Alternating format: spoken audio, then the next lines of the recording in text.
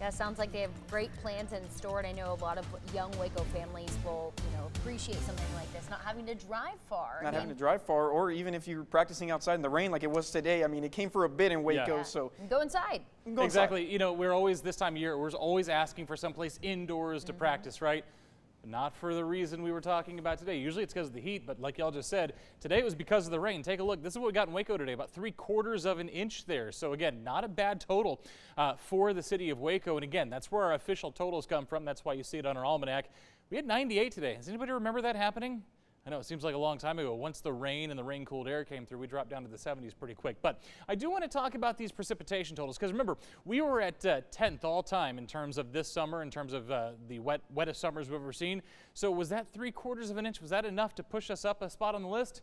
Unfortunately not. We're still at number 10, 13.44 now for the summer. Again, that's not for the year, that's for the summer. And again, our number 9 total there is 13.53. So if we can get a 1/10 of an inch tomorrow, that'll knock us up to 9th place. We're not going to go into the top 5 or anything this year. I just don't see that happening. We've got, what, about 9-10 days left in August. I don't think we're going to get another inch of rain in those next 10 days. If we do, that would be fantastic, get us into the top 5. But yeah, I think we're going to be on the second half of this list as we come to the end of August. So again, 3/4 of an inch in Waco, not too bad. How about over an inch in Temple? How about almost a little over 2.5 inches there at Lake Limestone over in Limestone County? Florence, almost a 1/2 inch. Fort Hood, a little bit better than a 1/2 inch. And then almost 4/10 there in San Saba today. So again, good totals all over the place. Better, as a matter of fact, than what we saw yesterday, and better with the coverage as well. In the 10 o'clock hour, though, things have come to an end. Things are much calmer now as we take a look at our live Pignetti's Tower cam out in Waco. 77 right now, feels like 78 because of the humidity. It's at 90%, so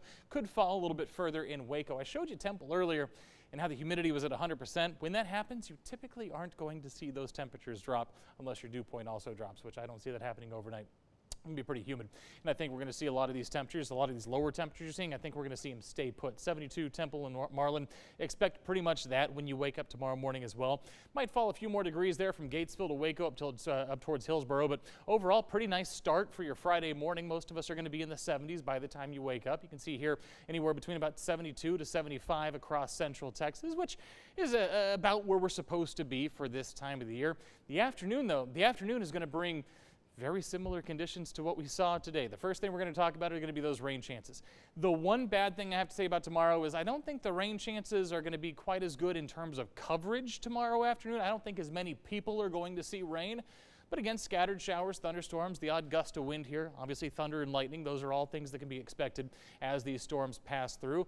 But again, much like today, by the time we get to 7 or 8 o'clock, they're all going to be gone. So expect these through the afternoon and through your evening drive for your Friday. Other than that, temperatures, how about this? We get that rain-cooled air in here. We keep that cold front kind of hovering around the area and the cloud cover.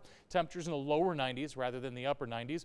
And heat index values, not a whole lot hotter than that. We're talking 95 to 96 in terms of the heat index tomorrow afternoon. So again, everything's looking pretty good for tomorrow. As we head into Saturday and Sunday, I do have some changes here. We're going to start drying out, and because of that, we're going to warm up a little bit Saturday, Sunday, even on into Monday just a little bit before another cold front comes through next week. And as that happens, we're going to see some big changes, maybe upper 80s for daytime highs and more rain chances. Remember to keep up with everything. You can download our 6 Plus app.